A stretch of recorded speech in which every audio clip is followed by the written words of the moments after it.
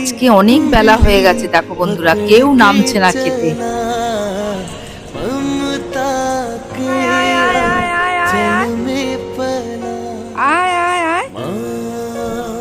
আজকে খাবার দিতে দেরি হয়ে গেছে, দেখো সব বসে রয়েছে, রাগ করেছে। ওই দেখো আরেকজন, খাবার দিতে দেরি হয়ে গেছে আজকে। আয় আয় আয় বাবা আয়, দেরি হয়ে গেছে, আয় আয় আয় আয় আয় আয়।